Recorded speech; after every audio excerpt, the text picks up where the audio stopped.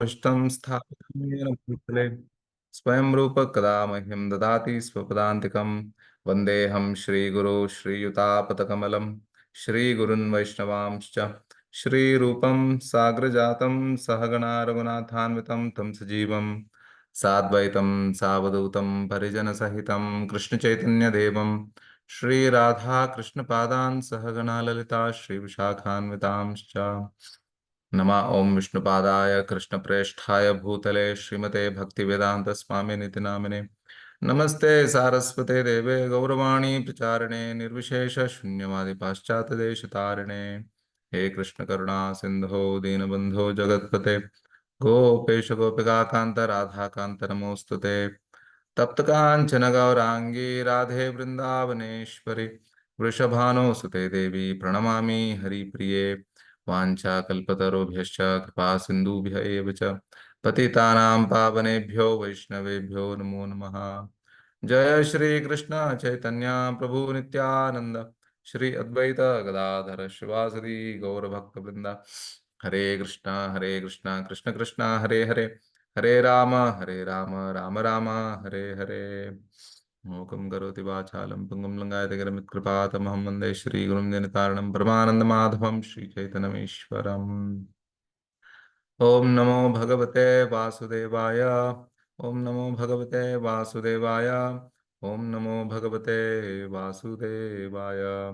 नारायणं नमस्कृत्य नरं चैव नरोत्तमं देवीं सरस्वतीं व्यासं ततो जयमुदीरयेत्। नष्टप्रायेषु अभद्रेषु नित्यं भागवत सेवया भगवती उत्तमश्लोके भक्तिर्भवति नैष्टिकी। कृष्णाय वासुदेवाय देवकी नंदनाय च नन्दगोपकुमाराय गोविन्दाय नमो नमः। नामश्रेष्ठं मन्मपि सचिपुत्रमत्र स्वरूपं रूपं तस्याग्रजं मुरुपुरीं माथुरीं गोष्ठवतीं राधाकुण्डं गिरिवरं महुराधिका माधवाशां प्राप्तो यस्य प्रतितकृपया श्रीगुरुं तं नतोऽस्मि।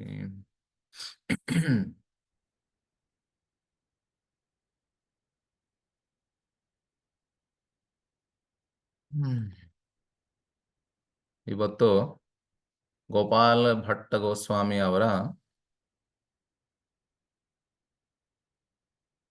ಏನಿದೆ, ಯಾರು ಹೇಳ್ತೀರಾ?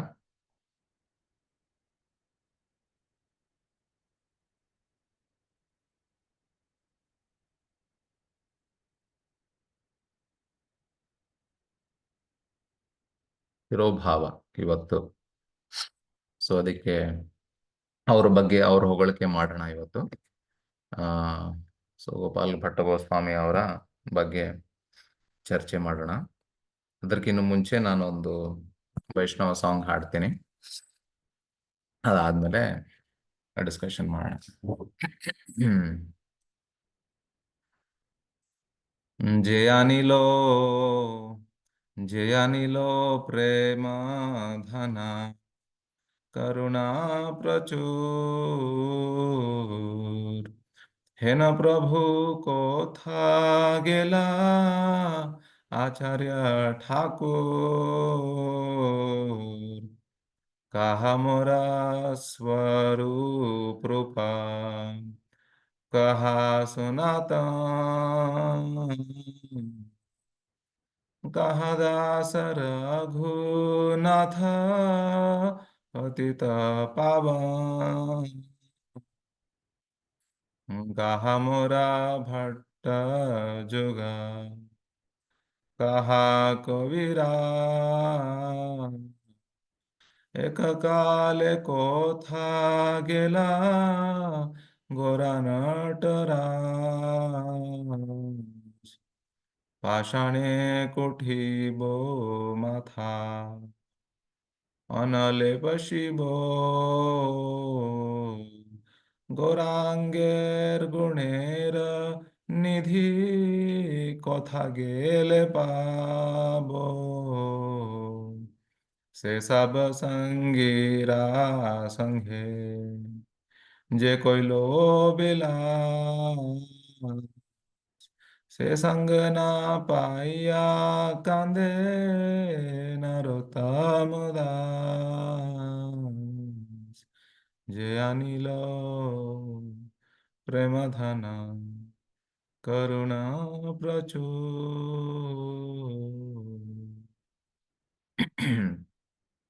ಸೊ ಈ ತರ ನರೋತ್ತಮ್ ದಾಸ್ ಠಾಕೂರ್ ಅವರು ಇದನ್ನ ಹಾಡಿದ್ರು.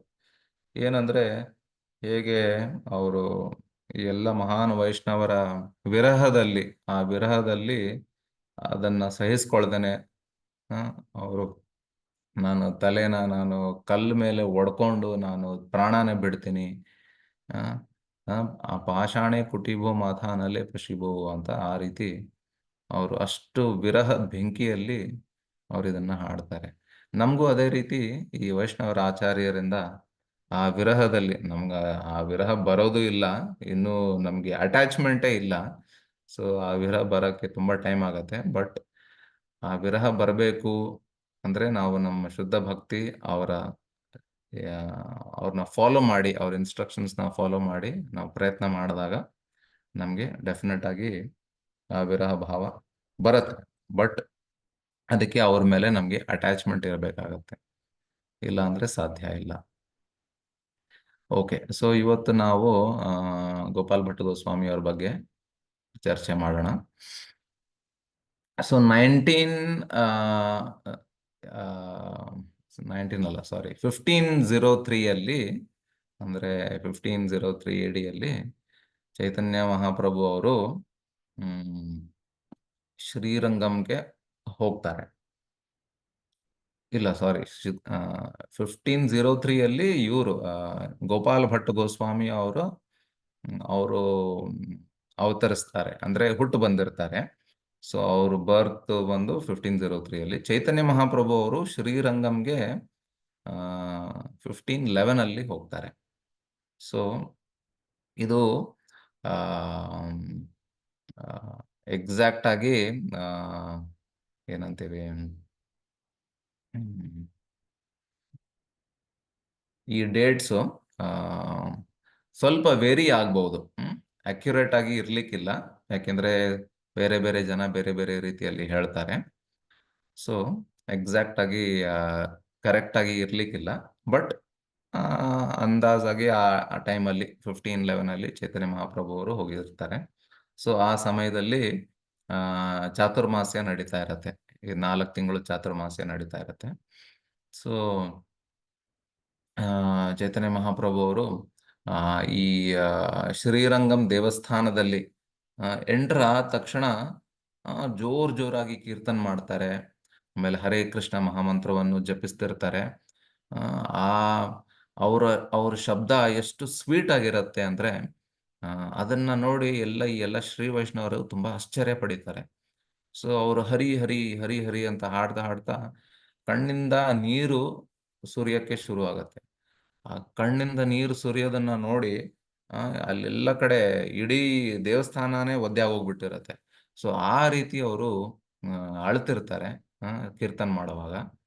ಸೊ ಈ ತರ ನೋಡಿ ಅವರು ಒಂದು ಬಾಳೆ ಮರದ ತರ, ಗಾಳಿ ಬೀಸಿದಾಗ ಬಾಳೆ ಮರ ಹೇಗ್ ಬೀಳತ್ತೋ ಆ ರೀತಿ ಒಂದ್ ಮರದ ತರ ಭಗವಂತನ ಎದುರುಗಡೆ ಈ ತರ ಅವರು ಬೀಳ್ತಾರೆ.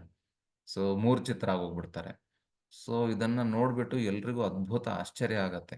ಸೊ ಆ ಸಮಯದಲ್ಲಿ ವೆಂಕಟ ಭಟ್ಟ ಅವರು ಬರ್ತಾರೆ, ನೋಡ್ತಾರೆ, ಎಷ್ಟು ಚೆನ್ನಾಗಿ ಅದ್ಭುತವಾಗಿ ಇವರು ಕೀರ್ತನೆ ಮಾಡಿದ್ರು.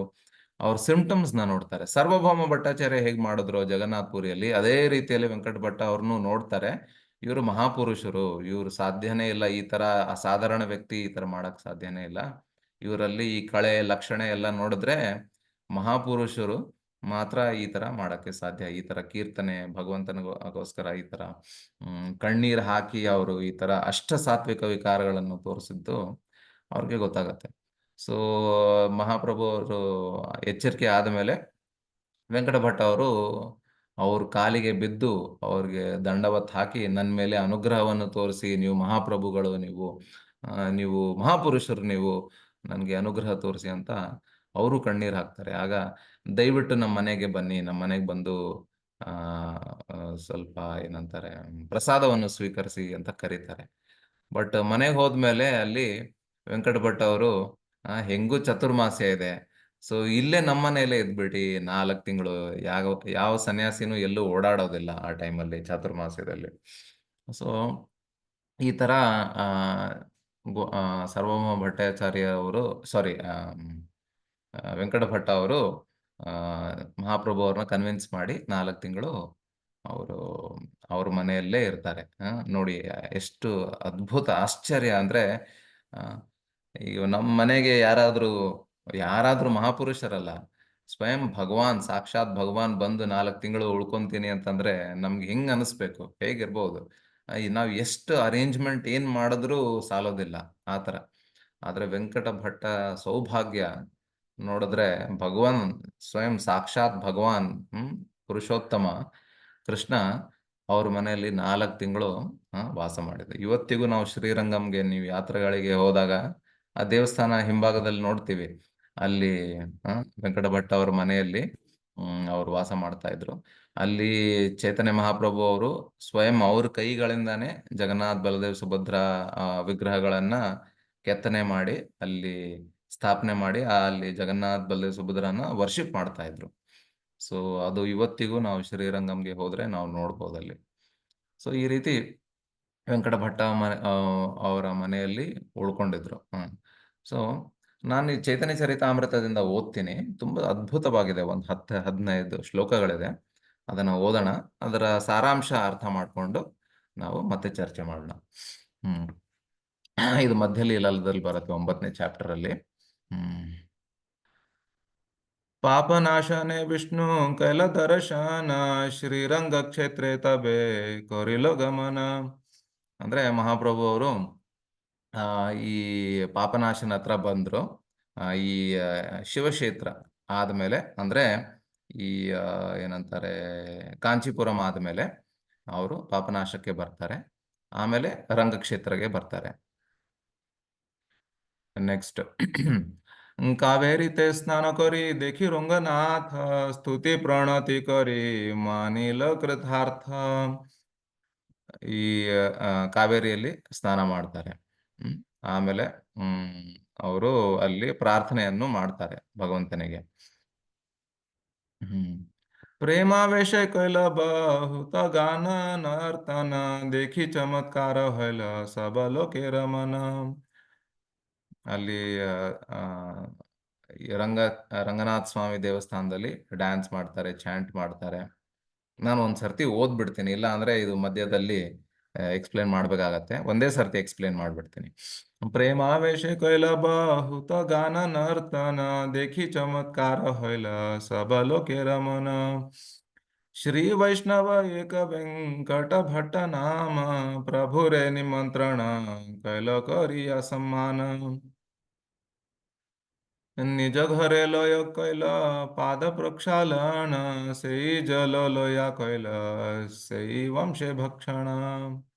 भिक्खा कराय किछु कैल निवेदन, चातुर्मास्य आसी प्रभु हैला उपासन। चातुर्मास्य कृपा करी रह मोर घरे, कृष्ण कथा को ही कृपाय उद्धार हमारे। तार घरे रहिला प्रभु कृष्ण कथा रसे, भट्ट संगे गोवाइला सुखे 4 मासे। कावेरीते स्नान करी श्रीरंग दर्शन, प्रतिदिन प्रेमावेशे करे न नर्तन। सौंदर्यादि प्रेमावेशे देखी सर्वलोक, देखी बारे ऐसे देखे कांदे दुख शोक। लख लख लोक आयल नाना देशे होइते, सबे कृष्ण नाम कोहे प्रभु के देखिते। कृष्ण नाम बिना केह नाही कोहे आर, सबे कृष्ण भक्त हैला लोके चमत्कार। श्रीरंग क्षेत्रे वैसे जत वैष्णव ब्राह्मण, एक एक दिन सबे कैल निमंत्रण। एक एक दिन चतुर्मास्य पूर्ण हईल, कतक ಬ್ರಾಹ್ಮಣ ಭಿಕ್ಕ ದಿತೆ ನ ಪಾಯಿಲ. ಸೊ ಈ ತರ ಸಮ್ಮರಿಯಲ್ಲಿ ಕೊಟ್ಟಿದ್ದಾರೆ. ತುಂಬಾ ಅದ್ಭುತವಾಗಿ ಚೆನ್ನಾಗಿ ಚೈತನ್ಯ ಮಹಾಪ್ರಭು ಅವರು ಶ್ರೀರಂಗ ಕ್ಷೇತ್ರಕ್ಕೆ ಹೋಗ್ತಾರೆ. ಆಮೇಲೆ ಶಿವಕ್ಷೇತ್ರ ಆದ್ಮೇಲೆ ಪಾಪನಾಶ ಆದ್ಮೇಲೆ ರಂಗಕ್ಷೇತ್ರಕ್ಕೆ ಹೋಗ್ತಾರೆ. ಕಾವೇರಿಯಲ್ಲಿ ಮೊದಲನೇ ಫಸ್ಟ್ ಕೆಲಸ ಮಾಡಬೇಕಾಗಿರೋದು ಕಾವೇರಿಯಲ್ಲಿ, ಅಂದ್ರೆ ಒಂದು ತೀರ್ಥ ಕ್ಷೇತ್ರದಲ್ಲಿ ನಾವು ಅಲ್ಲಿ ಇರೋ ನದಿಯಲ್ಲಿ ಸ್ನಾನ ಮಾಡ್ಬೇಕು. ಅಲ್ಲಿ ಸ್ನಾನ ಮಾಡಿ ಪ್ರಾರ್ಥನೆ ಮಾಡಿ ರಂಗಕ್ಷೇತ್ರಕ್ಕೆ ಹೋಗಿ, ನಾನು ಹೇಳ್ದಂಗೆ ಭಗವಂತನ ಎದುರುಗಡೆ ನರ್ತನೆ ಕೀರ್ತನೆ ಮಾಡ್ತಾರೆ, ಜೋರಾಗಿ ಅಳ್ತಾರೆ, ಆಮೇಲೆ ಮೂರ್ಛಿತರಾಗಿ ಹೋಗ್ಬಿಡ್ತಾರೆ. ವೆಂಕಟ ಭಟ್ಟ ಅವರು ಅವ್ರ ಮನೆಗೆ ಕರ್ಕೊಂಡು ಹೋಗ್ತಾರೆ. ಸೊ ಬೇರೆಯವರು ಆ ಆಪರ್ಚುನಿಟಿ ತಗೊಂಡಿಲ್ಲ. ಸೊ ಭಟ್ಟರು ತಕ್ಷಣನೇ ಅವ್ರ ಮನೆಗೆ ಕರ್ಕೊಂಡು ಹೋಗ್ತಾರೆ. ಆಮೇಲೆ ಅಲ್ಲೇ ಚತುರ್ಮಾಸ್ಯದಲ್ಲಿ 4 ತಿಂಗಳು ನಮ್ಮನೆಯಲ್ಲೇ ಇರಿ ಅಂತ ಕೇಳ್ಕೊಂಡು ಮಹಾಪ್ರಭು ಅವರು ಅವ್ರ ಮನೆಯಲ್ಲೇ ಇರ್ತಾರೆ. ಆಮೇಲೆ ಈ 4 ತಿಂಗಳು ವೆಂಕಟ ಭಟ್ಟ ಅವ್ರ ಜೊತೆ ತುಂಬಾ ಡಿಸ್ಕಷನ್ ಆಗತ್ತೆ. ಎಲ್ಲ ಡಿಸ್ಕಷನ್ ಮಾಡ್ತಾರೆ ಅವ್ರ ಬಗ್ಗೆ. ಅಂದ್ರೆ ಈ ಫಿಲಾಸಫಿಕಲ್ ಡಿಸ್ಕಷನ್, ಭಗವಂತನ ಬಗ್ಗೆ, ಕೃಷ್ಣನ್ ಬಗ್ಗೆ ಡಿಸ್ಕಷನ್ ಎಲ್ಲ ನಡೆಯುತ್ತೆ. ಸೊ ಪ್ರತಿದಿನ ಈ 4 ತಿಂಗಳು ಒಬ್ಬೊಬ್ಬ ಬ್ರಾಹ್ಮಣ ಬಂದು ಮಹಾಪ್ರಭು ಅವ್ರನ್ನ ನಮ್ಮ ಮನೆಗೆ ಬನ್ನಿ ಪ್ರಸಾದಕ್ಕೆ, ನಮ್ಮ ಮನೆಗೆ ಬನ್ನಿ ಅಂತ ಕರಿತಾ ಇದ್ರು. ಅದಕ್ಕೆ ಪ್ರತಿದಿನ ಚೈತನ್ಯ ಮಹಾಪ್ರಭು ಅವರು ಒಬ್ಬೊಬ್ಬ ಬ್ರಾಹ್ಮಣನ ಮನೆಗೆ ಪ್ರಸಾದಕ್ಕೆ ಹೋಗ್ತಾ ಇದ್ರು. ಆದ್ರೂ ಕೊಟ್ಟಿದ್ದಾರೆ. ಕೊನೆಗೆ 4 ತಿಂಗಳು ಆದ್ಮೇಲೂ ಎಷ್ಟೋ ಜನ ಬ್ರಾಹ್ಮಣರು ಇದ್ರಂತೆ, ಅವ್ರಿಗೆ ಅವಕಾಶನೇ ಸಿಗ್ಲಿಲ್ಲ. ಎಲ್ರು ಕರಿತಾ ಇದ್ರು, ಎಷ್ಟಂತ ಹೋಗಕ್ಕಾಗತ್ತೆ. ಮಹಾಪ್ರಭು ಅವ್ರೇನು 3 ಸರ್ತಿ ಏನ್ ತಿಂತಾ ಇರ್ಲಿಲ್ಲ, ಒಂದೇ ಸರ್ತಿ ಹೋಗೋರು. ಸೊ ದಿವ್ಸಕ್ಕೊಂದ್ ಸರ್ತಿ ಅಂದ್ರೆ 120 ದಿವಸ. ಸೊ ಆದ್ರೂ ಎಷ್ಟೋ ನೂರಾರು ಬ್ರಾಹ್ಮಣರು ಇದ್ರು, ಅವ್ರಿಗೆ ಯಾರಿಗೂ ಅವಕಾಶ ಸಿಗಲಿಲ್ಲ. ಸೊ ಆ ಸೌಭಾಗ್ಯ ವೆಂಕಟ ಭಟ್ರಿಗೆ 4 ತಿಂಗಳು ಅವ್ರ ಮನೆಯಲ್ಲಿ ಭಗವಂತ ಮಹಾಪ್ರಭು ಅವರು ಉಳ್ಕೊಂಡ್ರು. ಸೊ ಆ ಅನುಗ್ರಹ ಸಿಕ್ಕಿತ್ತು.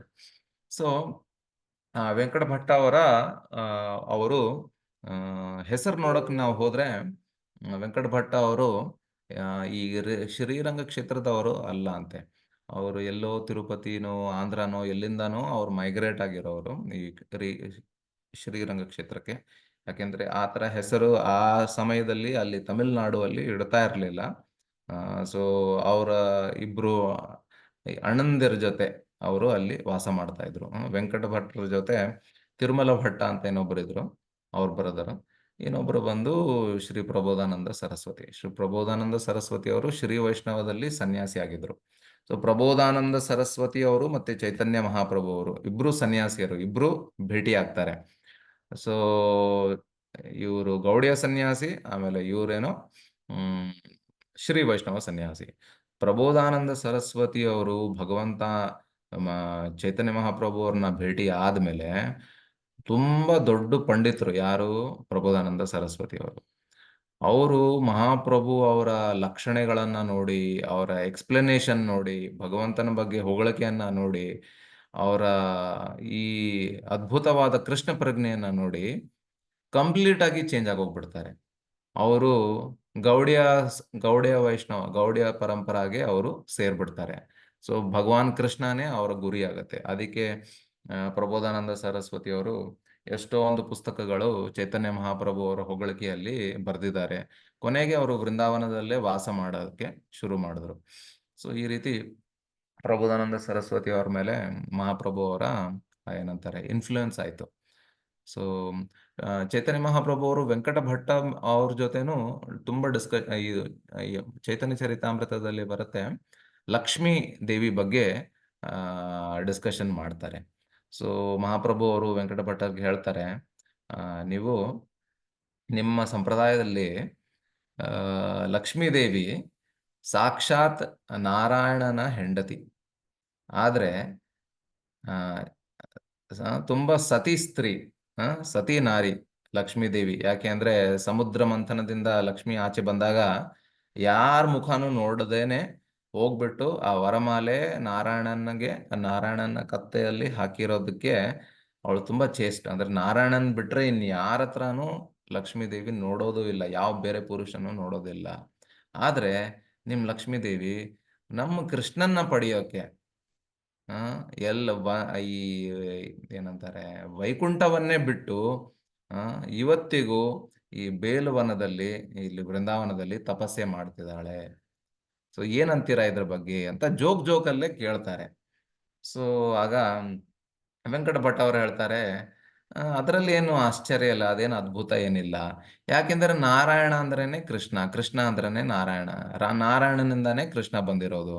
ಸೊ ಹಂಗಾಗಿ ಲಕ್ಷ್ಮೀದೇವಿ ಕೃಷ್ಣನ್ ಜೊತೆ ಅಸೋಸಿಯೇಷನ್ ಪಡಿಬೇಕು ಅಂದ್ರೆ ಅದರಲ್ಲಿ ಏನು ತಪ್ಪಿಲ್ಲ, ನಾರಾಯಣನ್ ಜೊತೆನೆ ಸಂಬಂಧ ಪಡಿಬೇಕು ಅಂತ ಇದ್ದಾಳೆ ಅಂತ ವೆಂಕಟ ಭಟ್ ಅವರು ಹೇಳ್ತಾರೆ. ಸೊ ಆಗ ಆ ಏನ ಆ, ಆಗ ಚೈತನ್ಯ ಮಹಾಪ್ರಭು ಅವ್ರು ಹೇಳ್ತಾರೆ, ಅದೇನೋ ಸರಿ, ಬಟ್ ಏನಂದ್ರೆ ಕೃಷ್ಣ ಲಕ್ಷ್ಮೀ ದೇವಿಗೆ ಇನ್ನೂ ಸಂಘ ಕೊಡ್ಲಿಲ್ಲ ಇವತ್ತಿಗೂ.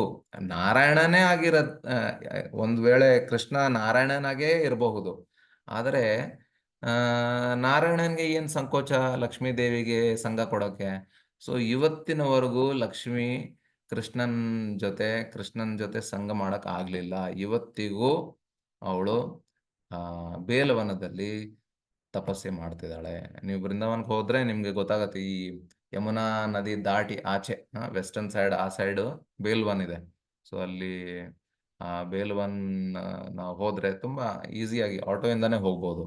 ಸೊ ಬೇಲ್ವನ್ಗೆ ಹೋದಾಗ ಅಲ್ಲಿ ದೇವಸ್ಥಾನ ಇದೆ. ಸೊ ಅಲ್ಲಿ ಲಕ್ಷ್ಮೀ ದೇವಿ ಅಲ್ಲಿ ತಪಸ್ಸೆ ಮಾಡಿದ್ದು. ಸೊ ಆ ಇವತ್ತಿವರೆಗೂ ಅಲ್ಲಿ ತಪಸ್ಸೆ ಮಾಡ್ತಿದ್ದಾಳೆ. ಆದ್ರೆ ಅವಳಿಗೆ ಭಗವಂತನ ಸಂಘ, ಭಗವಂತನ ಅನುಗ್ರಹ ಇನ್ನೂ ಸಿಗಲಿಲ್ಲ. ಆದರೆ ಶ್ರುತಿ ದೇವತೆಯರಿಗೆಲ್ಲ ಭಗವಂತನ ಅನುಗ್ರಹ ಸಿಕ್ತು. ಅವರೇನು ಲಕ್ಷ್ಮೀ ದೇವಿ ತರ ಆ ಲೆವೆಲ್ ಅಲ್ಲೂ ಇಲ್ಲ.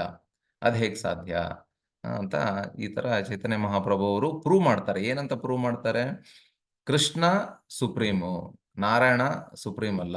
ನಾರಾಯಣನು ಸುಪ್ರೀಮೇ, ಆದ್ರೆ ಕೃಷ್ಣನಿಂದ ನಾರಾಯಣ ಬಂದಿರೋದು, ನಾರಾಯಣನಿಂದ ಕೃಷ್ಣ ಬಂದಿಲ್ಲ ಅಂತ ತುಂಬಾ ಪ್ರೀತಿಯಾಗಿ ಮಾತಲ್ಲೇ ಜೋಕಲ್ಲೇ ಅವರು ಹೇಳ್ತಾರೆ. ಆದ್ರೆ ವೆಂಕಟ ಭಟ್ರಿಗೆ ಆ ಮಹಾಪ್ರಭು ಅವ್ರನ್ನ ನೋಡಿ ಕಂಡು ಅವ್ರಿಗೆ ತುಂಬಾ ಖುಷಿ, ತುಂಬಾ ಪ್ರೀತಿ. ಸೊ ಹಂಗಾಗಿ ಮಹಾಪ್ರಭು ಏನ್ ಹೇಳ್ತಾರೋ ಅದನ್ನ ಅವರು ಸ್ವೀಕರಿಸ್ತಾರೆ. ಹಂಗಾಗಿ ವೆಂಕಟ ಭಟ್ ಅವರ ಫ್ಯಾಮಿಲಿ ಫುಲ್ಲು ಗೌಡಿಯ ಸಿದ್ಧಾಂತಕ್ಕೆ, ಗೌಡಿಯ ವೈಷ್ಣವಿಸಂಗೆ ಅವರು ಸಂಪೂರ್ಣವಾಗಿ ಅವರ ಸಮರ್ಥನೆ ಕೊಡ್ತಾರೆ, ಅವರು ಅಕ್ಸೆಪ್ಟ್ ಮಾಡ್ತಾರೆ. ಆಮೇಲೆ ಕನ್ಕ್ಲೂಷನ್ ಅಂದ್ರೆ ಕೃಷ್ಣನೇ ಸುಪ್ರೀಂ ಅಂತ ಆ ಕನ್ಕ್ಲೂಷನ್ಗೆ ಬರ್ತಾರೆ. ಗೋಪಿಯರೇ ಸುಪ್ರೀಂ ಅಂತ. ರಮ್ಯಾ ಕಾಚಿದ್ ಉಪಾಸನ ವ್ರಜವಧು ವರ್ಗೇಣ ಯಾಕಲ್ತ. ಸೊ ಈ ರೀತಿ ಗೋಪಿಯರೇ ಗ್ರೇಟ್ ಹೈಯೆಸ್ಟ್ ಡಿವೋಟೀಸು ಅಂತ ಆ ಕನ್ಕ್ಲೂಷನ್ಗೆ ಬರ್ತಾರೆ. ಯಾಕೆಂದ್ರೆ ವೆಂಕಟ ಭಟ್ ಅವ್ರಿಗೆ ಆ ಲಕ್ಷ್ಮೀ ದೇವಿ ಮೇಲೆ ತುಂಬಾ ಅಂದ್ರೆ ಅಟ್ಯಾಚ್. ಯಾಕೆಂದ್ರೆ ಅವರು ವಡಕ್ಲೈ ಗುಂಪಲ್ಲಿ, ಈಗ ಶ್ರೀ ವೈಷ್ಣವರಲ್ಲಿ ವಡಕ್ಲೈರ್ ಇದ್ದಾರೆ ಮತ್ತೆ ತೆಂಕ್ಲೈ ಇದ್ದಾರೆ. ಸೊ ಈ ಎರಡು ಗುಂಪಿದೆ. ಸೊ ವಡಕ್ಲೈರ್ಗೆ ಲಕ್ಷ್ಮೀ ದೇವಿ ಮತ್ತೆ ನಾರಾಯಣ ಮಧ್ಯದಲ್ಲಿ ಯಾವ ತರದ್ದು ಏನಂತಾರೆ ಡಿಫ್ರೆನ್ಸ್ ಇಲ್ಲ. ಯಾಕೆ ಅಂದ್ರೆ ಲಕ್ಷ್ಮೀ ದೇವಿ ಭಗವಂತನ ಅಂತರಂಗ ಶಕ್ತಿ. ಸೊ ಹಂಗಾಗಿ ಲಕ್ಷ್ಮಿ ಮತ್ತೆ ನಾರಾಯಣಗೆ ಯಾವ ವ್ಯತ್ಯಾಸನೂ ಇಲ್ಲ. ಒಂದ್ ರೀತಿ ಅದು ನಿಜಾನೇ, ಬಟ್ ಏನಂದ್ರೆ ಸ್ವಲ್ಪ ಮೈನ್ಯೂಟ್ ಡಿಫ್ರೆನ್ಸ್ ಇದೆ. ಉದಾಹರಣೆಗೆ ಈ ತೆಂಕಲೈ ಅಂದ್ರೆ ರಾಮಾನುಜಾಚಾರ್ಯ ಅವರು ಒರಿಜಿನಲ್ ಆಗಿ ಸ್ಟಾರ್ಟ್ ಮಾಡಿದಾಗ ಅದೇನ್ ಪ್ರಿನ್ಸಿಪಲ್ಸ್, ಏನು ಫಿಲಾಸಫಿ ಏನಿತ್ತು, ಸೇಮ್ ಅದನ್ನೇ ಕಂಟಿನ್ಯೂ ಮಾಡ್ತಾರೆ. ಇಬ್ರು ಪ್ರಮುಖವಾದ ಆಚಾರ್ಯರಿದ್ರು. ಯಾರಂದ್ರೆ ಪಿಲ್ಲಾಲೋಕಾಚಾರ್ಯ ಅಂತ, ಮತ್ತೇನೊಬ್ರು ಮನ್ವಾಳ್ ಮಹಾಮುನಿಗಳಂತ. ಅವರು ರಾಮಾನುಜಾಚಾರ್ಯ ಅವರ ಸೆಕೆಂಡ್ ಇನ್ಕಾರ್ನೇಷನ್. ಸೊ ಇವರಿಬ್ರು ತೆಂಕಲೈ ಸಂಪ್ರದಾಯಕ್ಕೆ, ಒರಿಜಿನಲ್ ಸಂಪ್ರದಾಯಕ್ಕೆ ಅವರು ಪ್ರಾಪನೆಂಟ್ಸ್ ಅಂತ ಹೇಳ್ಬೋದು. ಆಮೇಲೆ ವಡಕ್ಲೈ ಅವ್ರ ಕಡೆ ವೇದಾಂತ ದೇಶಿಕರಂತ ಆಮೇಲೆ ಬರ್ತಾರೆ. ಸೊ ಅವರು ಈ ವಡಕ್ಲೈ ಸಂಪ್ರದಾಯ ಅದನ್ನ ಶುರು ಮಾಡ್ತಾರೆ.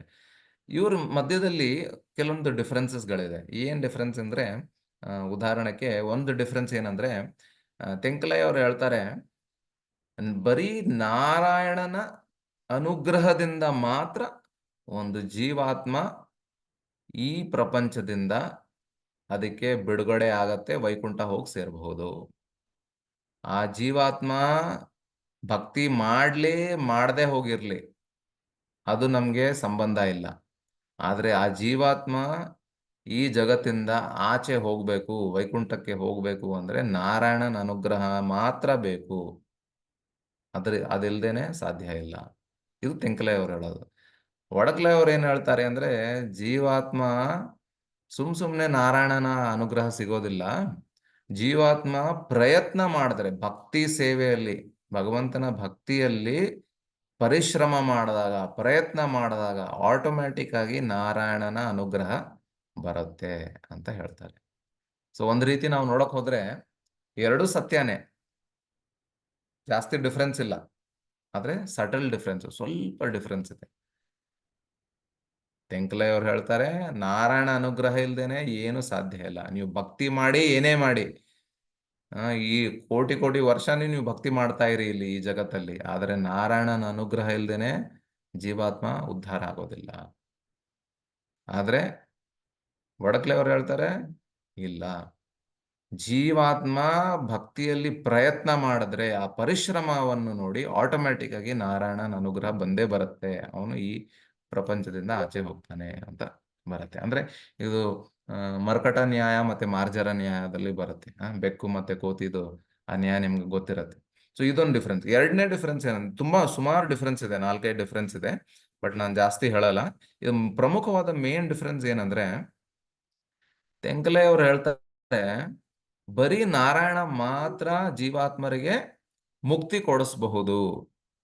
ಲಕ್ಷ್ಮೀ ದೇವಿ ರೆಕಮೆಂಡೇಶನ್ ಮಾಡಬಹುದು ಜೀವಾತ್ಮಗೆ, ನಾರಾಯಣ ಮಾತ್ರ ಮುಕ್ತಿ ಕೊಡಿಸ್ತಾನೆ, ಲಕ್ಷ್ಮೀ ದೇವಿ ರೆಕಮೆಂಡೇಶನ್ ಮಾಡ್ತಾರೆ. ಆದ್ರೆ ವಡಕ್ಲೆ ಅವ್ರು ಏನ್ ಹೇಳ್ತಾರೆ ಅಂದ್ರೆ, ಇಲ್ಲ, ಲಕ್ಷ್ಮೀ ದೇವಿ ಹತ್ರನೂ ನಾರಾಯಣನ್ ತರಾನೇ ಅವಳ ಹತ್ರನೂ ಸೇಮ್ ಈಕ್ವಲ್ ಶಕ್ತಿ ಇದೆ, ಈಕ್ವಲ್ ಪವರ್ ಇದೆ. ಯಾಕೆ ಅಂದ್ರೆ ಅವಳ ಅಂತರಂಗ ಶಕ್ತಿ, ನಾರಾಯಣನ್ಗೆ ಲಕ್ಷ್ಮಿಗೆ ಯಾವ ಡಿಫರೆನ್ಸು ಇಲ್ಲ. ಸೊ ಹಂಗಾಗಿ ಲಕ್ಷ್ಮೀ ದೇವಿನೂ ಜೀವಾತ್ಮಗಳಿಗೆ ಉದ್ಧರಿಸಬಹುದು. ಜೀವಾತ್ಮಗಳು ಲಕ್ಷ್ಮೀ ದೇವಿ ಅನುಗ್ರಹದಿಂದಾನು ವೈಕುಂಠಕ್ಕೆ ಹೋಗಿ ಸೇರಬಹುದು. ಸೊ ಹಂಗಾಗಿ ಈ ವೆಂಕಟ ಭಟ್ ಅವರು ಈ ವೇದಾಂತ ದೇಶಿಕರ ಈ ವಡಕಲೆ ಸಂಪ್ರದಾಯಕ್ಕೆ ಸೇರಿದ್ದಕ್ಕೆ ಅವ್ರಿಗೆ ಸಂಪೂರ್ಣ ವಿಶ್ವಾಸ ಇತ್ತು, ಲಕ್ಷ್ಮೀ ದೇವಿ ಮತ್ತೆ ನಾರಾಯಣಗೆ ಯಾವ ಡಿಫರೆನ್ಸ್ ಇರಲಿಲ್ಲ, ಲಕ್ಷ್ಮೀ ದೇವಿ ತುಂಬಾ ಶ್ರೇಷ್ಠ, ಹೈಯೆಸ್ಟ್, ಈಕ್ವಲ್ ಪವರ್ ಇದೆ, ಭಗವಾನ್ ತರಾನೇ, ನಾರಾಯಣನ್ ತರಾನೇ. ಸೊ ಹಂಗಾಗಿ ಆ ಆ, ಲಕ್ಷ್ಮೀ ದೇವಿ ಲಕ್ಷ್ಮೀ ದೇವಿಗೆ ಯಾವುದು ಅಸಂಭವ ಇಲ್ಲ ಅಂತ. ಆದ್ರೆ ಇಲ್ಲಿ ಮಹಾಪ್ರಭು ಅವ್ರು ಹೇಳ್ತಾರೆ, ಇಲ್ಲ, ಲಕ್ಷ್ಮೀ ದೇವಿ ಇವತ್ತಿಗೂ ತಪಸ್ಸೆ ಮಾಡ್ತಾ ಇದ್ದಾಳೆ, ಅವಳಿಗೆ ಅನುಗ್ರಹ ಸಿಗ್ಲಿಲ್ಲ, ಅವಳಿಗೆ ಅಸೋಸಿಯೇಷನ್ ಸಿಕ್ಕಿಲ್ಲ ಅಂತ. ಸೊ ಹಂಗಾಗಿ ಒಂದು ರೀತಿ ಅವರಲ್ಲಿ ಇರೋ ಆ ಶ್ರೀ ವೈಷ್ಣವ ಕನ್ಸೆಪ್ಷನ್ನ ತುಂಬಾ ಪ್ರೀತಿಯಿಂದ, ಯಾವ ತರದ್ದು ಡಿಬೇಟ್ ಮಾಡ್ದೇನೆ ತುಂಬಾ ಪ್ರೀತಿಯಿಂದ ಚೈತನ್ಯ ಮಹಾಪ್ರಭು ಅವರು ಅದನ್ನ ಅವ್ರನ್ನ ಅವ್ರು ಕ್ಲಾರಿಫೈ ಮಾಡಿ ನಮ್ಮ ಗೌಡಿಯ ಸಿದ್ಧಾಂತವನ್ನು ಎಸ್ಟಾಬ್ಲಿಷ್ ಮಾಡಿದ್ರು. ಅಷ್ಟೇ ಅಲ್ಲ, ಭಗವಂತನ ಈ ಪ್ರೀತಿಯಿಂದ ಅವರ ಲಕ್ಷಣಗಳನ್ನು ನೋಡಿ ಅವ್ರ ಇಡೀ ಕುಟುಂಬ ಗೌಡಿಯ ಪರಂಪರೆಗೆ ಸೇರಿದ್ರು. ವೆಂಕಟ ಭಟ್ಟ, ತಿರುಮಲ ಭಟ್ಟ, ಆಮೇಲೆ ಪ್ರಬೋಧಾನಂದ ಸರಸ್ವತಿ ಅವರು ಶ್ರೀ ವೈಷ್ಣವ ಸಂಪ್ರದಾಯದಲ್ಲಿ ಸನ್ಯಾಸಿ ಆಗಿದ್ರು, ಅವರು ಗೌಡಿಯ ಪರಂಪರೆಗೆ ಸೇರಿ ವೃಂದಾವನದಲ್ಲಿ ಹೋಗ್ಬಿಟ್ರು. ಆಮೇಲೆ ಗೋಪಾಲ ಭಟ್ಟ, ಇವಾಗ ಬರ್ತಾ ಇದ್ದೀವಿ ನಾವು. ಸೊ ವೆಂಕಟ ಭಟ್ಟನ ಮಗ, ಅಂದ್ರೆ ಗೋಪಾಲ ಭಟ್ಟ ಅವರು ಚಿಕ್ಕ ಮಗು ಆಗಿತ್ತು, ಒಂದು 7 ವರ್ಷ ಮಗು ಆ ಸಮಯದಲ್ಲಿ. ಸೊ ಭಗವಾನ್ ಚೈತನ್ಯ ಮಹಾಪ್ರಭು ಅವ್ರನ್ನ ನೋಡಿದ ತಕ್ಷಣ ಗೋಪಾಲ್ ಭಟ್ಟ ಗೋಸ್ವಾಮಿ ಅವರು ದಂಡವತ್ ಹಾಕ್ಬಿಡ್ತಾರೆ. ಸೊ ದಂಡವತ್ ಹಾಕಿ ಅವ್ರನ್ನ ನೋಡಿದ ತಕ್ಷಣ ಕಣ್ಣಲ್ಲಿ ನೀರು ಬರುತ್ತೆ, ಅಳ್ತಾರೆ. ಅಂದ್ರೆ ಭಗವಂತನ ಸಂಪರ್ಕದಲ್ಲಿ, ಸಂಸ್ಪರ್ಶದಲ್ಲಿ ಅವರು ಅವರಲ್ಲೂ ಭಗವಂತನ ಮೇಲೆ ಪ್ರೀತಿ ಚಿಕ್ಕ ಮಗುವಲ್ಲೂ ಬಂದಿರತ್ತೆ. ಸೊ ಆಗ ಮಹಾಪ್ರಭು ಅವರು ಗೋಪಾಲ್ ಭಟ್ಟ ಗೋಸ್ವಾಮಿ ಅವ್ರನ್ನ ತುಂಬಾ ಪ್ರೀತಿ ಮಾಡ್ತಾರೆ. ಅವ್ರ ತೊಡೆಯಲ್ಲಿ ಕೂಡಿಸ್ಕೊಂಡು ಅವನು ಚೆನ್ನಾಗಿ ಮಾತಾಡಿಸ್ತಾರೆ. ಪ್ರತಿದಿನ ಪ್ರಸಾದ ತಗೊಂಡ ಮೇಲೆ ಚೈತನ್ಯ ಮಹಾಪ್ರಭು ಅವರು ಅವರ ಉಚ್ಚಿಷ್ಟವನ್ನು ಗೋಪಾಲ್ ಭಟ್ ಗೋಸ್ವಾಮಿ ಅವರಿಗೆ ಕೊಡ್ತಾ ಇದ್ರು ಪ್ರತಿದಿನ. ಈ ರೀತಿ ಸ್ವಯಂ ಡೈರೆಕ್ಟ್ ಭಗವಂತನ ಉಚ್ಚಿಷ್ಟವನ್ನು ಗೋಪಾಲ್ ಭಟ್ಟ ಗೋಸ್ವಾಮಿ ಅವರು ತಗೊಂಡು ಅವರು ತುಂಬಾ ಉತ್ತಮ ಶ್ರೇಣಿ ಮುಂದೆ ವೈಷ್ಣವ ಆಚಾರ್ಯರು ಆಗ್ತಾರೆ. ಸೊ ಈ 4 ತಿಂಗಳಾದ್ಮೇಲೆ ಚೈತನ್ಯ ಮಹಾಪ್ರಭು ಅವರು ನಾನು ಹೊರಡ್ಬೇಕೀಗ, ಚಾತುರ್ಮಾಸಿ ಆಯ್ತು ಅಂತ ಹೇಳ್ತಾರೆ. ಆಗ ಇದನ್ನ ವೆಂಕಟ ಭಟ್ ಅವರ ಫ್ಯಾಮಿಲಿಯಲ್ಲಿ ಯಾರು ಇದನ್ನ ಸಹಿಸ್ಕೊಳಕ್ಕಾಗಲ್ಲ. ಎಲ್ಲ ತುಂಬಾ ದುಃಖದಲ್ಲಿ ಇರ್ತಾರೆ. ಎಲ್ರಿಗೂ ತುಂಬಾ ಆ ಏನಂತಾರೆ ಸೆಪರೇಷನ್ ಆಗತ್ತೆ. ಸೊ ಆಗ ಆ ಚಿಕ್ಕ ಮಗು ಗೋಪಾಲ್ ಅವನು ಹೇಳ್ತಾನೆ, ಮಹಾಪ್ರಭು ಅವರೇ, ನಾನು ನಿಮ್ ಜೊತೆ ಬರ್ತೀನಿ. ನನಗೆ ಇಲ್ಲಿ ಯಾವ ಥರದ್ದು ಈ ಸಂಸಾರದಲ್ಲಿ ನನಗೆ ಇರೋಕೆ ಇಷ್ಟ ಇಲ್ಲ. ನಾನು ನಿಮ್ಮ ಜೊತೆ ಬರ್ತೀನಿ ಅಂತ ಹಠ ಮಾಡ್ತಾನೆ. ಸೊ ಆಗ ಚೈತನ್ಯ ಮಹಾಪ್ರಭು ಅವ್ರು ಹೇಳ್ತಾರೆ, ಈ ಥರ ಮಾಡಬೇಡ ನೀನು. ತಂದೆ ತಾಯಿನ ನೀನು ನೋಡ್ಕೊಳ್ಬೇಕು. ಆಮೇಲೆ ಅವ್ರ ತಂದೆ ತಾಯಿ ನಿನ್ನ ಜವಾಬ್ದಾರಿ ಆದಮೇಲೆ ಅವರು ಈ ಪ್ರಪಂಚ ಬಿಟ್ಟು ಹೋದ್ಮೇಲೆ ನೀನು ವೃಂದಾವನಕ್ಕೆ ನೀನು ಬಾ. ಆಗ ನಿನಗೋಸ್ಕರ ನಾನು ಕಾಯ್ತಿರ್ತೀನಿ ಅಂತ ಮಹಾಪ್ರಭು ಅವ್ರು ಹೇಳ್ತಾರೆ. ಆದ್ರೆ ಆ, ಗೋಪಾಲ್ ಭಟ್ಟ ಗೋಸ್ವಾಮಿ ಅವರು ಮಹಾಪ್ರಭು ಹೋದ ತಕ್ಷಣ ಗೋಪಾಲ್ ಭಟ್ಟ ಗೋಸ್ವಾಮಿ ಆ ಮಗು ಮೂರ್ಛಿತನಾಗಿ ಹೋಗ್ಬಿಡ್ತಾನೆ ಅಂತ ಕೊಟ್ಟಿದ್ದಾರೆ. ಅಷ್ಟೊಂದು ಭಗವಂತನ ಮೇಲೆ ಪ್ರೀತಿ ಇತ್ತು ಗೋಪಾಲ್ ಭಟ್ಟ ಗೋಸ್ವಾಮಿ. ಇದು ನ್ಯಾಚುರಲ್ ಅಟ್ರಾಕ್ಷನ್ ಇತ್ತು. ಯಾಕೆಂದ್ರೆ ಗೋಪಾಲ್ ಭಟ್ಟ ಗೋಸ್ವಾಮಿ ಅವರು ಅವರ ಸ್ವರೂಪ ಬಂದು ಗುಣಮಂಜರಿ ಅಂತ ಹೇಳ್ತಾರೆ. ಗೌಡ್ ಗಣೋದೇಶ್ ದೀಪಿಕಾ ಪುಸ್ತಕದಲ್ಲಿ ಕೊಟ್ಟಿದ್ದಾರೆ, ಭಕ್ತಿ ರತ್ನಾಕರದಲ್ಲಿ ಕೊಟ್ಟಿದ್ದಾರೆ. ಅವರು ಗುಣಮಂಜರಿ ಅಂದ್ರೆ ರಾಧಾರಾಣಿಗೆ ಹೆಲ್ಪ್ ಮಾಡೋ ಗುಂಪಲ್ಲಿ ವಿಶಾಖ, ಲಲಿತಾ ವಿಶಾಖ ಅವ್ರಿಗೆ ಹೆಲ್ಪ್ ಮಾಡೋ ಗುಂಪಲ್ಲಿ ಅವರು ಗುಣಮಂಜರಿ ಅಂತ ಅವ್ರಿಗೆ ಹೆಸರು. ಸೊ ಸ್ವಯಂ ಅದಕ್ಕೆ ಹಂಗಾಗಿ ಚೈತನ್ಯ ಮಹಾಪ್ರಭು ಅವರ ಜೊತೆ ಆಮ್, ಸನಾತನ ಸಂಬಂಧ ಇದೆ. ಸೊ ಹಂಗಾಗಿ ಗೋಪಾಲ್ ಭಟ್ಟ ಗೋಸ್ವಾಮಿ ಅವರು ಮೂರ್ಛಿತರಾಗಿ ಹೋಗ್ಬಿಡ್ತಾರೆ. ಸೊ ಕೊನೆಗೆ ಅವರು ಅವರ ತಂದೆ ತಾಯಿ ಸೇವೆ ಮಾಡಿ ಅವ್ರ ದೇಹ ಬಿಟ್ಟ ಮೇಲೆ ಗೋಪಾಲ್ ಭಟ್ಟ ಗೋಸ್ವಾಮಿ ಅವರು, ಗೋಪಾಲ್ ಭಟ್ಟ ಗೋಸ್ವಾಮಿ ಇಲ್ಲ, ಅವ್ರಿಗೆ ಹೆಸರು ಗೋಪಾಲ್ ಮಾತ್ರ ಈಗ ಸದ್ಯಕ್ಕೆ, ವೃಂದಾವನಕ್ಕೆ ಹೋಗ್ತಾರೆ. ವೃಂದಾವನಕ್ಕೆ ಹೋದ ಮೇಲೆ ಅಲ್ಲಿ ರೂಪ ಗೋಸ್ವಾಮಿ, ಸನಾತನ ಗೋಸ್ವಾಮಿ ಅವರ ನೇತೃತ್ವದಲ್ಲಿ ಅವರು ಎಲ್ಲ ಶಾಸ್ತ್ರಗಳ ಅಧ್ಯಯನ ಮಾಡ್ತಾರೆ. ಅದಕ್ಕಿಂತ ಮುಂಚೆ ಶ್ರೀಲ ಪ್ರಬೋಧಾನಂದ ಸರಸ್ವತಿ ಅವರೇ ಇವ್ರಿಗೆ ಶ್ರೀ ವೈಷ್ಣವದಲ್ಲಿ ದೀಕ್ಷೆ ಕೊಟ್ಟಿರ್ತಾರೆ. ಯಾರಿಗೆ? ಗೋಪಾಲ್ಗೆ. ಆದ್ರೆ ಪ್ರಬೋಧಾನಂದ ಸರಸ್ವತಿ ಅವರೇ ಅವರಿಗೆ ಈ ಎಲ್ಲ ಭಕ್ತಿ ಶಾಸ್ತ್ರಿಯಲ್ಲಿ, ಸಂಸ್ಕೃತದಲ್ಲಿ, ಏನಂತಾರೆ ವ್ಯಾಕರಣದಲ್ಲಿ, ಕಾವ್ಯದಲ್ಲಿ ಎಲ್ಲ ಟ್ರೈನ್ ಮಾಡಿರೋದು ಪ್ರಬೋಧಾನಂದ ಸರಸ್ವತಿನೇ. ಆದ್ರೆ ಚೈತನ್ಯ ಮಹಾಪ್ರಭು ಅವ್ರ ಸಂಪರ್ಕದಲ್ಲಿ ಬಂದ ಮೇಲೆ, ಕೊನೆಗೆ ವೃಂದಾವನಕ್ಕೆ ಹೋದ ಮೇಲೆ ರೂಪ ಸನಾತನ ಗೋಸ್ವಾಮಿ ಅವರ ಕೆಳಗಡೆ ಎಲ್ಲ ಭಕ್ತಿ ಶಾಸ್ತ್ರಗಳನ್ನು ಅವರು ಕಲಿತಾರೆ.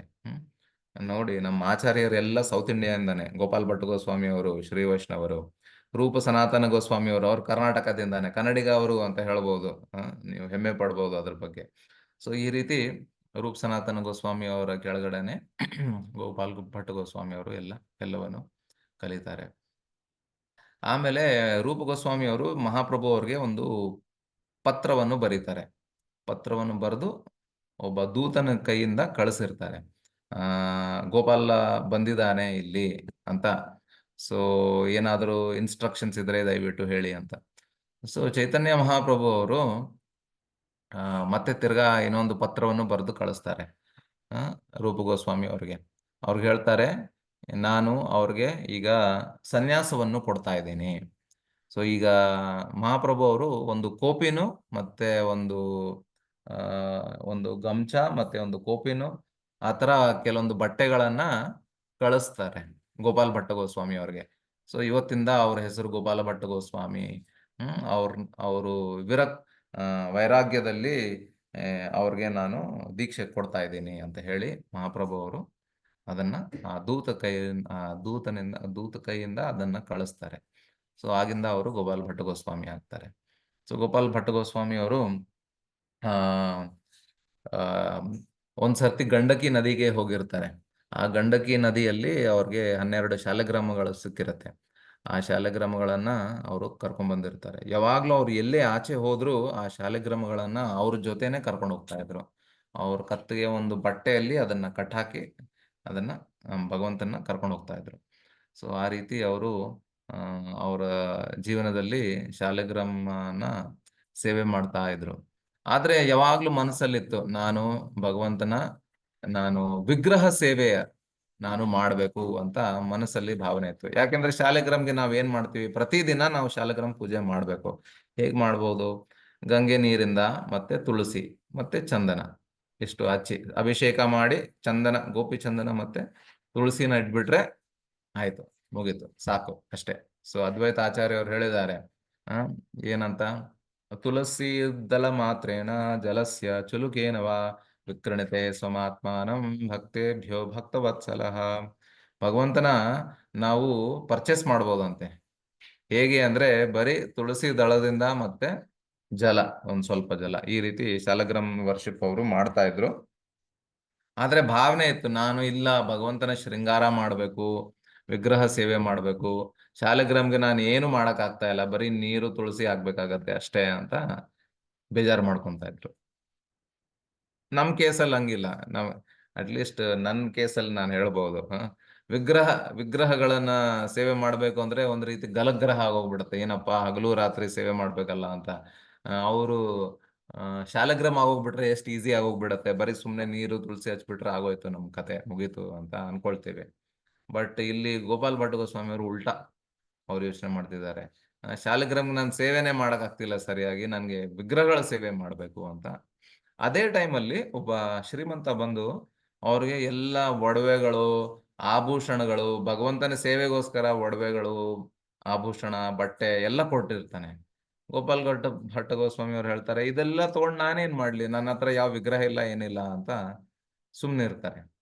ಆದ್ರೆ ಒಂದು ರಾತ್ರಿ ಭಗವಂತನ ಮಲಗಿಸಿ ಆಮೇಲೆ ಬೆಳಿಗ್ಗೆ ಎದ್ದು ಸ್ನಾನ ಮಾಡಿ ಯಮುನಾ ಅಲ್ಲಿ ಬಂದು ನೋಡ್ತಾರೆ, ಅವ್ರ ಬುಟ್ಟಿಯಲ್ಲಿ ಇಟ್ಟಿರ್ತಾರೆ 12 ಶಾಲಗ್ರಾಮದಲ್ಲಿ ಒಂದು ಶಾಲಗ್ರಾಮ ಇದೆ ಒಡೆದು ಆಚೆ ಭಗವಂತನ ಸುಂದರವಾದ ಒಂದು ವಿಗ್ರಹ ರೂಪದಲ್ಲಿ ಭಗವಂತ ಅವತರಿಸಿರ್ತಾನೆ ಒಂದು ಶಾಲಗ್ರಾಮದಿಂದ. ಸೊ ಆ ಅದ್ಭುತವಾದ, ಆ ಸುಂದರವಾದ ಆ ಭಗವಂತನ ವಿಗ್ರಹವನ್ನು ನೋಡಿ ಗೋಪಾಲ್ ಭಟ್ಟ ಗೋಸ್ವಾಮಿ ಅವ್ರ ಕಣ್ಣಲ್ಲಿ ನೀರು ಬರುತ್ತೆ. ಅವರು ಜೋರಾಗಿ ಭಗವಂತನ ನಾಮಸ್ಮರಣೆ ಮಾಡ್ತಾರೆ, ಕೀರ್ತನೆ ಮಾಡ್ತಾರೆ, ಅಳ್ತಾರೆ, ಮೂರ್ಛಿತರಾಗೋಗ್ಬಿಡ್ತಾರೆ. ಇದನ್ನ ಕೇಳಿಸ್ಕೊಂಡು ರೂಪ ಸನಾತನ ಗೋಸ್ವಾಮಿ ಅವ್ರಿಗೂ ಗೊತ್ತಾಗತ್ತೆ ಏನೋ ಆಗಿದೆ, ಬನ್ನಿ ನೋಡೋಣ ಅಂತ ಎಲ್ಲ ಓಡ್ ಬರ್ತಾರೆ, ನೋಡ್ತಾರೆ. ಸೊ ಆಗ ಜೋರಾಗಿ ಕೀರ್ತನೆ ಆಗತ್ತೆ. ಸೊ ಆಮೇಲೆ ರೂಪ ಸನಾತನ ಗೋಸ್ವಾಮಿ ಅವರೇ ಈ ವಿಗ್ರಹಗಳಿಗೆ ರಾಧಾರಮಣ ಅಂತ ಹೆಸರಿಡ್ತಾರೆ. ಸೊ ಈ ರಾಧಾರಮಣ ದೇವಸ್ಥಾನ ಇವತ್ತಿಗೂ ಬೃಂದಾವನದಲ್ಲಿ ನಾವು ಹೋಗಿ ನೋಡಬಹುದು. ಸ್ವಯಂಭೂ ವಿಗ್ರಹ. ಒಂದು 400 ಇಯರ್ಸ್ ಮುಂಚೆ, 500 ಇಯರ್ಸ್ ಮುಂಚೆ ಬಂದಿರೋ ಈ ಸ್ವಯಂಭೂ ವಿಗ್ರಹ ನಾವು ಇವತ್ತಿಗೂ ನೋಡ್ಬೋದು. ರಾಧಾರಮಣ ಡಿಟೀಸು ಅಲ್ಲೇ ಅದೇ ಟೆಂಪಲ್ ಇದರಲ್ಲಿ ಕಾಂಪೌಂಡ್ ಅಲ್ಲಿ ನಾವು ಗೋಪಾಲ್ ಭಟ್ ಗೋಸ್ವಾಮಿ ಅವರ ಸಮಾಧಿಯನ್ನು ನೋಡಬಹುದು. ಸೊ ಈ ರೀತಿ ಭಗವಂತ ರಾಧಾರಮಣ ರೂಪದಲ್ಲಿ ಬಂದ ಮೇಲೆ ಗೋಪಾಲ್ ಭಟ್ ಗೋಸ್ವಾಮಿ ಅವರು ಪ್ರತಿದಿನ ಅವರ ಸೇವೆಯನ್ನ ಮಾಡ್ತಾರೆ, ಶೃಂಗಾರವನ್ನು ಮಾಡ್ತಾರೆ, ಆಭೂಷಣಗಳಿಂದ, ಒಡವೆಗಳಿಂದ, ಬಟ್ಟೆಗಳಿಂದ ಎಲ್ಲ ಅದ್ಭುತವಾಗಿ ಸೇವೆಗಳನ್ನು ಮಾಡ್ತಿರ್ತಾರೆ. ಸೊ ಈ ರೀತಿ ಗೋಪಾಲ್ ಭಟ್ಟ ಗೋಸ್ವಾಮಿ ಅವರು ಅವರ ಇಚ್ಛೆನ ಭಗವಂತ ಅದನ್ನ ಪೂರ್ತಿ ಮಾಡ್ದ. ಇದಲ್ದೇನೆ ಅವ್ರಿಗೆ ವಯಸ್ಸಾಗ್ತಾ ಆಗ್ತಾ ಯಾರೋ ಒಬ್ರು ಹೆಲ್ಪ್ ಮಾಡಕ್ಕೆ ನೋಡಕ್ಕೆ ಬೇಕಾಗಿರತ್ತೆ. ಆಗ ಒಂದು ಚಿಕ್ಕ ಮಗು ಬಂದು ಅವ್ರ ಬಾಗಿಲಲ್ಲಿ ಕೂತ್ಕೊಂಡ್ಬಿಟ್ಟು ಹೇಳ್ತಾನೆ, ಗೋಪಾಲ್ ಭಟ್ಟ ಗೋಸ್ವಾಮಿ ಅವರೇ, ನಾನು ಗೋಪಿನಾಥ್. ನೀನ್ ಯಾರಪ್ಪ, ಗೋಪಿನಾಥ್ ಅಂದ್ರೆ ಯಾರು ನೀನು ಅಂತ ಕೇಳ್ತಾರೆ. ನಾನು ನಿಮ್ ಸೇವೆಗೋಸ್ಕರ ನಾನು ಬಂದಿದ್ದೀನಿ ಅಂತ ಹೇಳ್ತಾನೆ. ಸೊ ಆಗ ಗೋಪಾಲ್ ಭಟ್ಟ ಗೋಸ್ವಾಮಿ ಅವ್ರಿಗೆ ಗೊತ್ತಾಗೋದಿಲ್ಲ. ಸೊ ಆಗ ಆ ಮಗು ಹೇಳುತ್ತೆ, ನೀವು ಕೆಲವೊಂದು ವರ್ಷಗಳ ಹಿಂದೆ ಹರಿದ್ವಾರಕ್ಕೆ ಬಂದಾಗ, ಹರಿದ್ವಾರದಲ್ಲಿ ಸಹರನ್ಪುರ್ ಅಂತ, ಸೊ ಆ ಸಹರನ್ಪುರದಲ್ಲಿ ಒಬ್ಬ ಬ್ರಾಹ್ಮಣನ ಮನೆಯಲ್ಲಿ ಉಳ್ಕೊಂಡು, ಆಗ ಆ ಬ್ರಾಹ್ಮಣನ್ ನಿಮ್ಗೆ ತುಂಬಾ ಸೇವೆ ಮಾಡ್ದ. ಸೇವೆ ಮಾಡಿದ್ಮೇಲೆ ಆ ಬ್ರಾಹ್ಮಣನ್ಗೆ ಯಾರು ಮಕ್ಕಳು ಇರ್ಲಿಲ್ಲ. ಸೊ ಆಗ ನೀವು ಅವನ್ಗೆ ಆಶೀರ್ವಾದ ಮಾಡಿದ್ರಿ, ನಿನ್ಗೆ ಒಬ್ಬ ಒಳ್ಳೆ ಭಗವಂತನ ಭಕ್ತನೇ ಹುಟ್ಟು ಬರ್ಲಿ ಅಂತ. ಸೊ ಆಗ ಆ ಬ್ರಾಹ್ಮಣ ಪ್ರಾಮಿಸ್ ಮಾಡಿದ ಏನಂದ್ರೆ, ನನಗೆ ಯಾವ ಮಗ ಹುಟ್ಟು ಬರ್ತಾನೆ ಅವನ್ಗೆ ನಾನು ನಿಮ್ಗೆ ದಾನ ಮಾಡ್ತೀನಿ, ನಿಮ್ ಸೇವೆಯಲ್ಲಿ ನಾನು ಅವನ್ನ ತೊಡಗಿಸ್ತೀನಿ ಅಂತ ಹೇಳಿ ಆ ಬ್ರಾಹ್ಮಣ ಗೋಪಾಲ್ ಭಟ್ಟ ಗೋಸ್ವಾಮಿ ಅವ್ರಿಗೆ ಈ ತರ ಒಂದು ಮಾತನ್ನ ಕೊಟ್ಟಿರ್ತಾನೆ.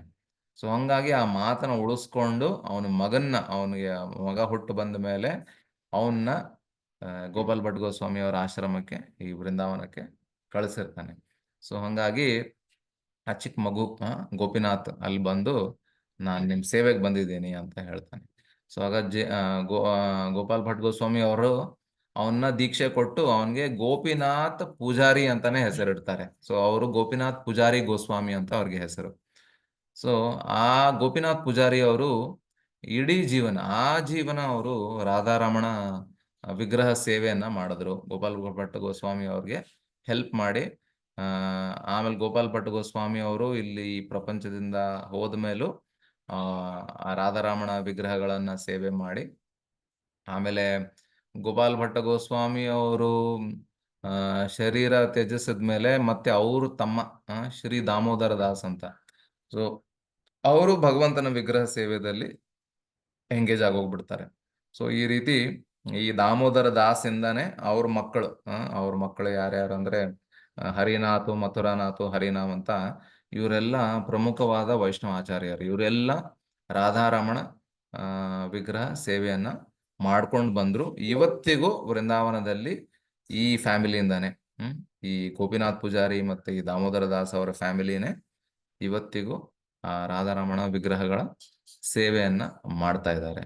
ಸೊ ಈ ರೀತಿ ಗೋಪಾಲ್ ಭಟ್ಟ ಗೋಸ್ವಾಮಿ ಅವರ ಇವರೊಬ್ಬರು ಶಿಷ್ಯರು, ಪ್ರಮುಖವಾದ ಶಿಷ್ಯರು. ಇವ್ರು ಅಲ್ದೇನೆ ಗೋಪಾಲ್ ಭಟ್ ಗೋಸ್ವಾಮಿ ಅವ್ರಿಗೆ ಇನ್ನೊಬ್ರು ಪ್ರಮುಖವಾದ ಶಿಷ್ಯರು ಯಾರು ಅಂದ್ರೆ ಶ್ರೀನಿವಾಸ್ ಆಚಾರ್ಯ ಅವರು. ಸೊ ಶ್ರೀನಿವಾಸ್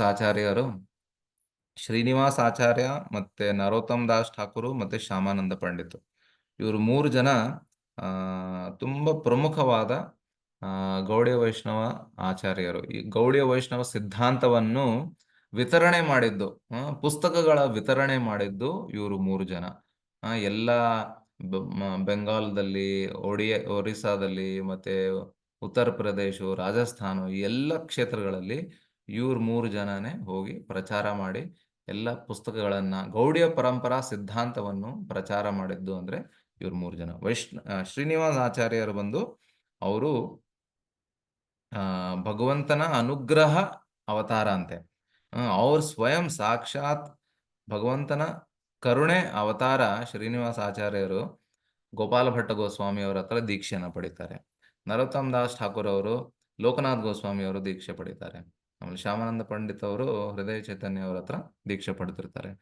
ಸೊ ಈ ಶ್ರೀನಿವಾಸ ಆಚಾರ್ಯರು ಅವ್ರ ಕಥೆನೂ ಬೇರೆ, ಇನ್ ಯಾವತ್ತಾದ್ರೂ ಹೇಳ್ಬೋದು. ಶ್ರೀನಿವಾಸ ಆಚಾರ್ಯರು ಅವ್ರಿಗೆ ಚೈತನ್ಯ ಮಹಾಪ್ರಭು ಅವ್ರನ್ನ ನೋಡ್ಬೇಕು ಅಂತ ತುಂಬಾ ಆಸೆ.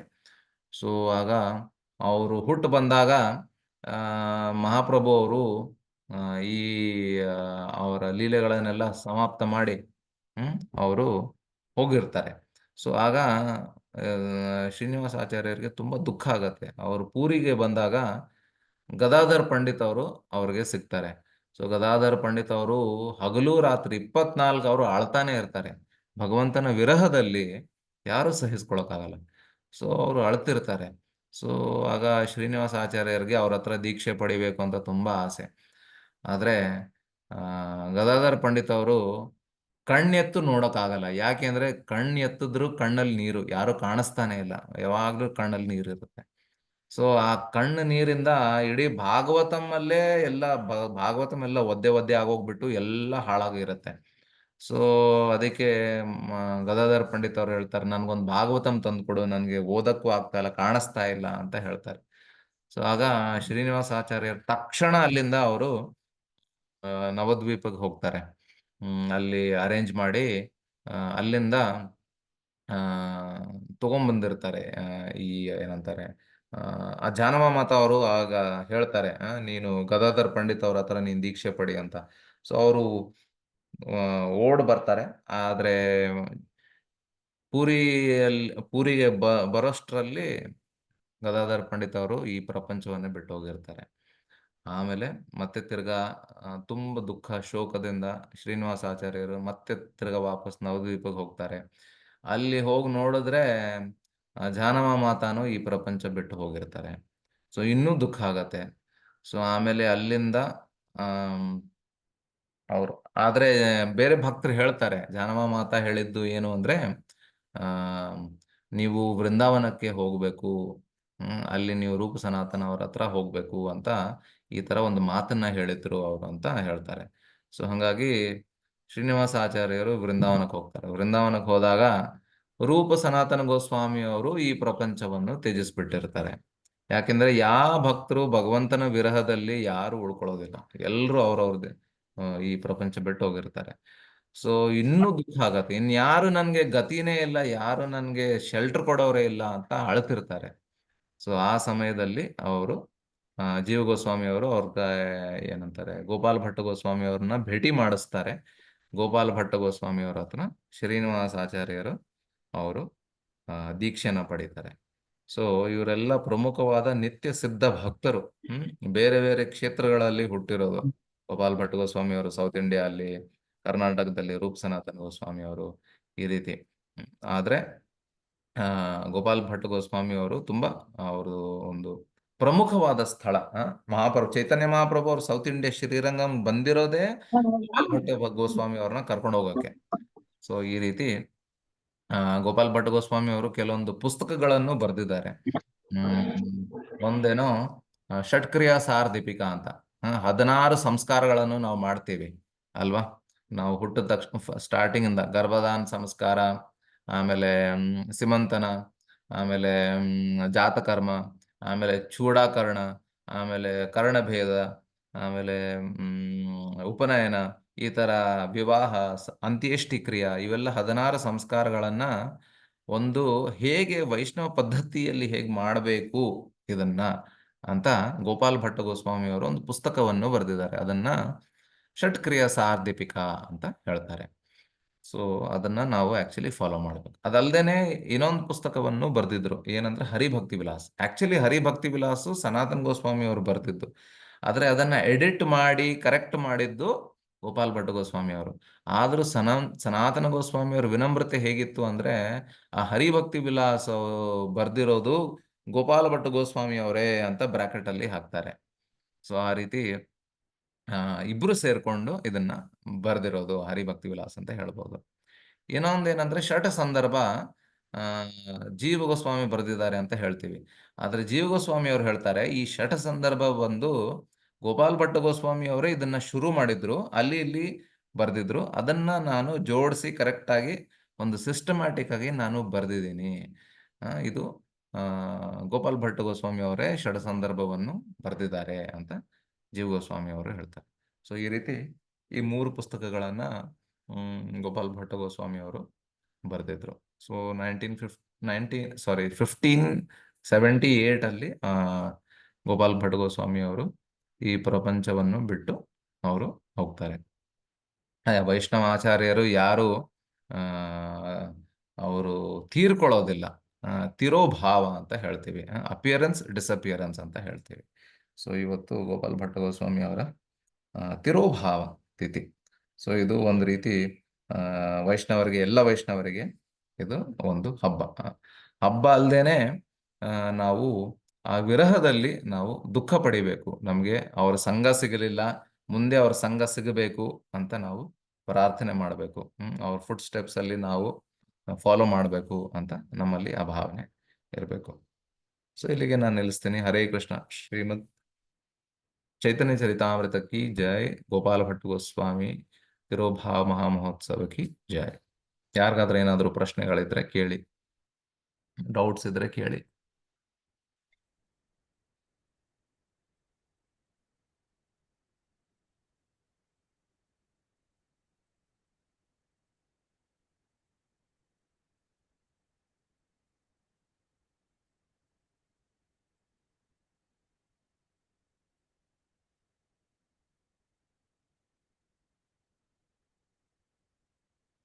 ಏನಿಲ್ವಾ ಡೌಟ್ಸು? ಹರೇ ಕೃಷ್ಣ ಪ್ರಭು. ರಾಧಾರಮಣ ಟೆಂಪಲ್ ಅಲ್ಲಿ ಇರೋದು ಮೂರ್ತಿ ಅದೇ ಅದು ಸಾಲಿಗ್ರಾಮದಿಂದ ಹೊರಗಡೆ ಬಂದಿದ್ದ ವಿಗ್ರಹ ನನ್ನ? ಹೌದು, ಕರೆಕ್ಟ್.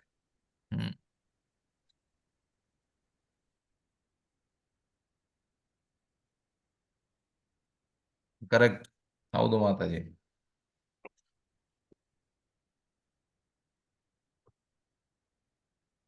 ಓಕೆ. ಸೊ ಪ್ರಭುಜಿ, ಇವರು 6 ಗೋಸ್ವಾಮಿಗಳು ಒಂದೇ ಸಲ ಒಂದೇ ಜಾಗದಲ್ಲಿ ಇರ್ತಿದ್ರು ಅಥವಾ ಬೇರೆ ಬೇರೆ, ಹೇಗೆ ಅದು? ಒಂದೇ ಜಾಗದಲ್ಲಿ ಇರ್ತಾ ಇದ್ರು. ಅಂದ್ರೆ ಬೇರೆ ಬೇರೆ ಸ್ಥಳದಲ್ಲಿ ರೂಪ ಸನಾತನ ಗೋಸ್ವಾಮಿ ಅವರು ಪ್ರತಿದಿನ ಜಾಗವನ್ನು ಚೇಂಜ್ ಮಾಡ್ತಾ ಇದ್ರು. ಒಂದು ದಿವಸ ಒಂದು ರಾತ್ರಿ ಒಂದು ವೃಕ್ಷದ ಕೆಳಗಡೆ, ಇನ್ನೊಂದು ರಾತ್ರಿ ಇನ್ನೊಂದು ವೃಕ್ಷದ ಕೆಳಗಡೆ, ಇಲ್ಲ ಒಂದ್ ಸರ್ತಿ ಕುಟೀರಲ್ಲಿ, ಇಲ್ಲ ಒಂದ್ ಸರ್ತಿ ಯಮುನಾ ತಟದಲ್ಲಿ, ಇನ್ನೊಂದ್ ಸರ್ತಿ ಯಾರೋ ಬ್ರಾಹ್ಮಣನ ಮನೆಯಲ್ಲಿ, ಈ ತರ ಒಂದೇ ಸ್ಥಳದಲ್ಲಿ ಇರ್ತಾ ಇರ್ಲಿಲ್ಲ. ಭಯ ಎಲ್ಲಾದ್ರೂ ಅಟ್ಯಾಚ್ಮೆಂಟ್ ಆಗೋಗ್ಬಿಟ್ರೆ ಅಂತ. ನಮ್ದು ಹೆಂಗೆ ಒಂದೇ ಕಡೆ ಇದ್ಬಿಟ್ರೆ ಎಷ್ಟು ಆನಂದ, ಎಷ್ಟು ಸುಖ ಇರುತ್ತೆ. ಮನೆ ಬಿಟ್ಟೇನೆ ಹೋಗಲ್ಲ ನಾವು. ಅವ್ರ ಹಾಗಲ್ಲ. ಆಗಾಗ ಮೀಟ್ ಮಾಡೋದು, ಎಲ್ಲರೂ ಭಕ್ತಿ ಸ್ಪಿರಿಚುಯಲಿ ಮಾತಾಡೋದು, ಹೌದು, ಡಿಸ್ಕಷನ್ ಅದೆಲ್ಲ ಇರ್ತಿತ್ತು. ಕರೆಕ್ಟ್. ಎಲ್ಲ ಒಟ್ಟಿಗೆ ಬಂದು ಸೇರ್ತಾ ಇದ್ರು. ಎಲ್ಲಿ ಯಾವ ಸ್ಥಳ ಅಂತ ಗೊತ್ತಿಲ್ಲ, ಬಟ್ ಬಂದು ಒಟ್ಟಿಗೆ ಸೇರಿ ಡಿಸ್ಕಷನ್ ಮಾಡ್ತಾ ಇದ್ರು ಷಡ್ಗೋಸ್ವಾಮಿಯವರು. ಆದ್ರೆ ನಾವು ನೋಡ್ಬೇಕು ಹೇಗೆ ಅಂತ. ರೂಪ ಸನಾತನ ಗೋಸ್ವಾಮಿ ಅವ್ರನ್ನ ಡೈರೆಕ್ಟ್ ಆಗಿ ಚೈತನ್ಯ ಮಹಾಪ್ರಭು ಅವರು ದೀಕ್ಷೆ ಕೊಟ್ರು. ಆಮೇಲೆ ಜೀವ ಗೋಸ್ವಾಮಿ ಅವರು ರೂಪ ಸನಾತನ ಅವ್ರ ಹತ್ರ ದೀಕ್ಷೆ ಪಡೆದ್ರು. ರಘುನಾಥ ಭಟ್ಟ ಗೋಸ್ವಾಮಿ ಅವರು ಸ್ವರೂಪ್ ದಾಮೋದರ ಅವರ ಹತ್ರ ದೀಕ್ಷೆಯನ್ನ ಪಡೆದ್ರು.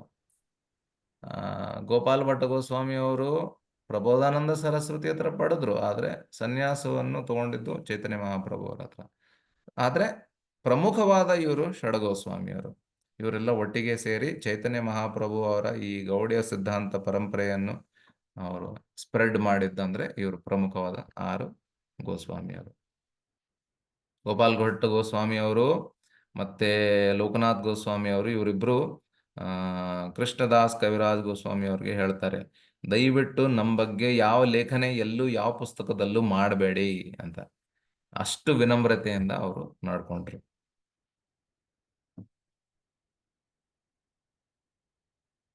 ಓಕೆ, ಇನ್ನೇನಾದ್ರು ಪ್ರಶ್ನೆ?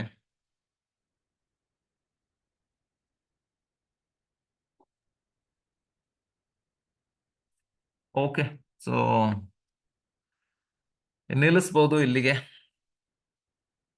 ವಾಂಛಾಕಲ್ಪತರುಭ್ಯಶ್ಚ ಕೃಪಾ ಸಿಂಧುಭ್ಯೇವ ಚ ಪತಿತಾನಾಂ ಪಾವನೇಭ್ಯೋ ವೈಷ್ಣವೇಭ್ಯೋ ನಮೋ ನಮಃ. ಅನಂತ ಕೋಟಿ ವೈಷ್ಣವ ವೃಂದ ಕಿ ಜಯ, ಶ್ರೀ ಪ್ರಭುಪಾದ್ ಕಿ ಜಯ. ಓಕೆ, ಧನ್ಯವಾದ. ಹರೇ ಕೃಷ್ಣ. ಹರೇ ಕೃಷ್ಣ ಪ್ರಭುಜಿ. ಹರೇ ಕೃಷ್ಣ ಪ್ರಭು. Thank you Prabhu.